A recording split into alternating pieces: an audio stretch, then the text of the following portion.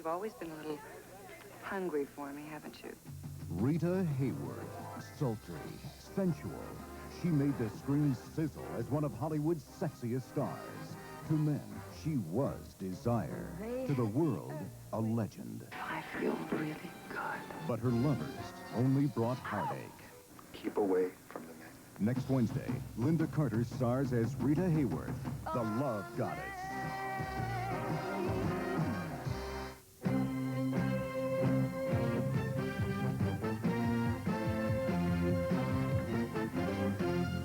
As the U.S. invasion proceeds in Grenada and casualties mount, we'll bring you complete up-to-the-minute coverage tomorrow on the CBS Evening News with Dan Rather. On the CBS Saturday Night Movies, Goldie Hawn and Eileen... On the CBS Saturday Night Movies, Goldie Hawn and Eileen Brennan in the funniest movie to break up the ranks, Private Benjamin. I want to lunch. This is CBS. Coming up on Eyewitness News, American students return from Grenada, and U.S. Marines say keep those letters coming. And here at home, the Jefferson Parish School Board says it may have to lay off some employees. Eyewitness News is next. Tonight's Lincoln Mercury on the West Bank presents the Perfect 10. You can buy a beautiful 1983 electric moonroof Cougar for 10% down, 10% off, and only 10% financing. It's the perfect 10, and it'll be a hard choice because we have many Cougars in stock.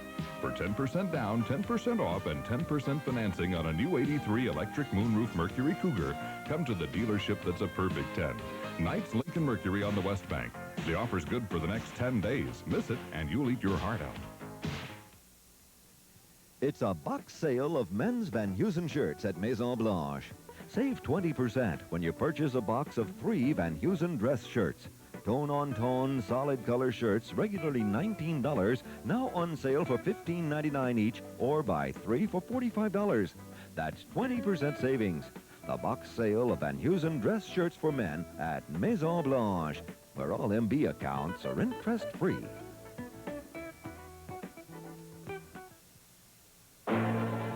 This is where the theater critics sit.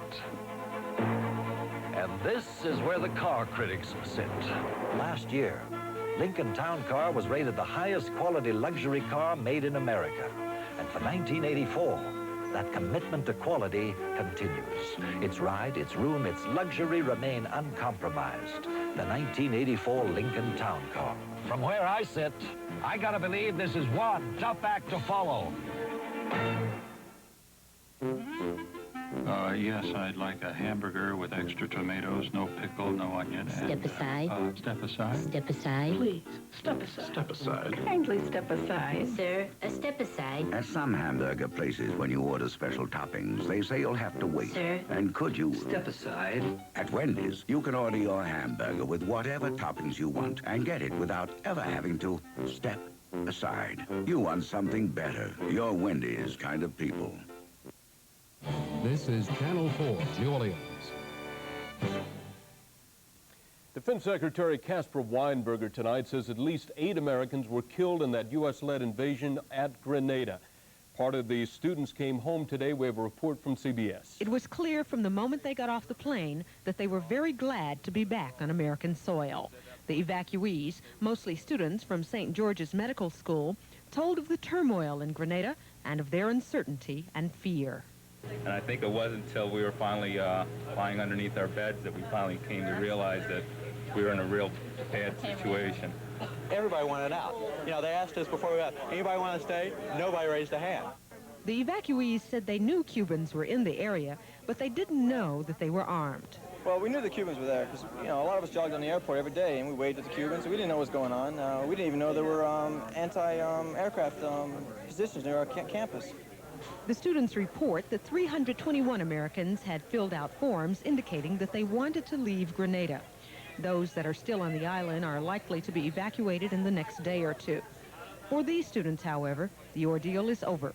Their medical educations have been disrupted, but they say they are relieved to be out of a war zone. Renee Ferguson, CBS News, Charleston, South Carolina. Earlier today, the first plane load of evacuated American civilians and businessmen arrived back in the United States. Bruce Hall was there. The first plane load of Americans evacuated from Grenada landed early this evening at Charleston Air Force Base in South Carolina. It was a joyous group of Americans that began piling off the plane, some giving the thumbs up sign, a number kissing the ground. Most of the 69 Americans and 2 British nationals were students at St. George's Medical School. They described fierce fighting on the island and praised the action of the U.S. Rangers, who they said saved them. After a while, we could see the Rangers coming by. I'll tell you, I've been a Dove all my life, and I just can't believe how well those Rangers came down and saved us. Yeah, those Rangers deserve an awful lot of credit. I don't want anyone to say anything bad about the American military. The evacuees are expected to spend the night in Charleston, and then they're free to return to their homes. Bruce Hall, CBS News, Charleston, South Carolina. And a New Orleans couple is still awaiting word from their son and daughter-in-law tonight. Timothy and Michelle Mooney of New Orleans have been on the island of Grenada since August 21st, one day after their honeymoon. Their parents say they don't know if they have left the island, but say they have heard news from the State Department that indicates that their son and daughter-in-law are safe. A source close to the Caribbean invasion forces says tonight the last point of armed resistance remaining on Grenada was a prison about a mile east of the capital where more than 100 political prisoners were being held. The United States rushed up to 1,000 more troops to Grenada today to battle pockets of resistance on that battered island. The chairman of the Joint Chiefs of Staff, General John Vesey, told reporters that his troops had to fight a lot harder than they expected. Reaction to the U.S. invasion of Grenada is coming fast and hard. The United Nations Security Council is considering a draft resolution sponsored by Guyana and Nicaragua that could condemn the invasion and call for an immediate withdrawal of all foreign troops from that island. Angry Libyan demonstrators charge President Reagan as the Hitler of modern times. In London, the British government complained in an emergency debate that the U.S. failed to consult it sufficiently before invading Grenada.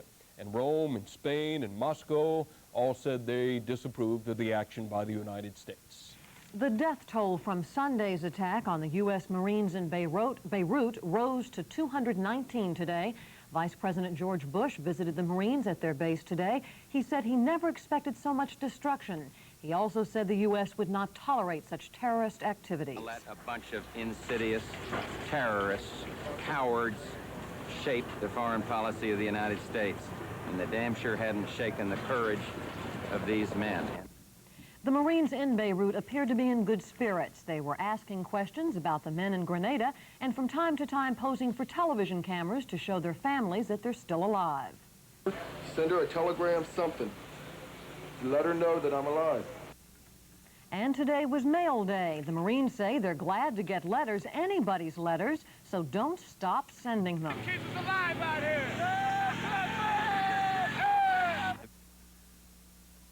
The federal government released the deficit figure for fiscal 1983 today, and it's not quite as bad as many people predicted. The deficit came in at a record $195.4 billion, just below the $200 billion mark so often predicted. Voters who were polled by Eyewitness News did more than choose a new governor last weekend. They showed how Louisiana feels about Ronald Reagan and his potential Democratic challengers. Dennis Walter reports. Our Election Day exit pollsters asked Louisiana voters how they feel about presidential politics. Question: do you want Ronald Reagan to run for president again? The answer: a virtual standoff. 45% saying no, 43% yes. When divided by political party, the Democrats voted 2-1 against a second Reagan term. The Republicans more than 3-1 in favor. When broken down by race, blacks voted 10-1 against Reagan, whites 2-1 in favor. And there was a gender gap when we divided the results by sex. The men saying yes to a second Reagan term, the women voting no. What about the Democratic hopefuls for president? Well, Louisiana Democrats said they like Walter Mondale best, then Jesse Jackson, John Glenn, and George McGovern. Black Democrats voted overwhelmingly for Jesse Jackson, then Mondale, everyone else far back in the pack. Whites chose John Glenn, then Walter Mondale, George McGovern, and the rest. Men said they liked Glenn best, then Mondale and Jackson. Women liked Mondale best, then Glenn and Jackson. Our poll shows Louisiana's Democratic primary will probably be a battle between Walter Mondale and Jesse Jackson, if Jackson chooses to run. And Reagan will probably have to shore up his support if he intends to win Louisiana in 1984. Dennis Walter, Channel 4 Eyewitness News. Apparently, there is nothing to those rumors that Jimmy Fitzmaurice is dropping out of the race for lieutenant governor. After Saturday's election, Mr. Fitzmaurice immediately hit the campaign trail and remains on the trail tonight. Even though Fitzmaurice ran second in the October 22nd race, his backers point out that over 50% of the voters voted against incumbent Bobby Freeman, so they feel their man has a good chance. Governor Edwards has still not said who he is endorsing. Jefferson Parish school board members are beginning to bite the bullet tonight, making plans for massive budget cuts. Bill Capo reports that follows the failure of Saturday's property tax vote. Jefferson school board members got the bad news officially. The 8 mil property tax increase they said was desperately needed, voters rejected by better than a 2-to-1 margin. Before the referendum, board members said that without new funds to balance next year's budget, schools could be closed, employees laid off, and educational programs canceled. Now, Board President Delton Charles said the voters have spoken. He's listening and knows that what they want is to operate at a much lower cost of operation, and to go ahead and make cuts and eliminate the programs that you've outlined to us that you feel is necessary and we don't feel is necessary. You're saying voters are telling you to cut programs and fire people? I don't know how else to interpret it. Are schools going to be closed, people laid off, kindergarten programs canceled? Well, I can't speculate on specifically, but as I said, any of those things may be in order. DeRusso said that $10 million worth of cuts must be made, some taking effect as soon as just after Christmas.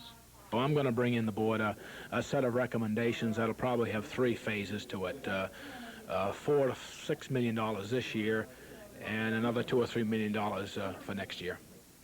Asked about reactions to Saturday's referendum, Superintendent DeRusso said the Jefferson school system will resemble a morgue for months to come. I'm Bill Capo, Channel 4 Eyewitness News.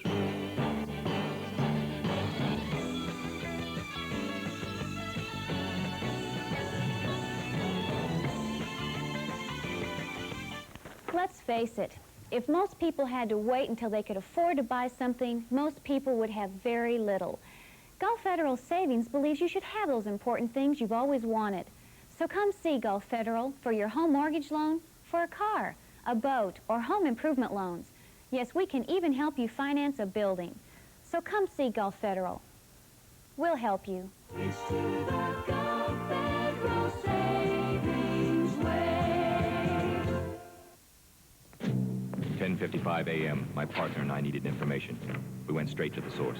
I'm an open book. Tell you anything you want to know. Just the facts, please. Sure. I have names, hours, phone numbers, even maps. We mean business. Well, so do I. I put sellers where buyers can find them, under all the right headings. A clear-cut case. The best way to sell a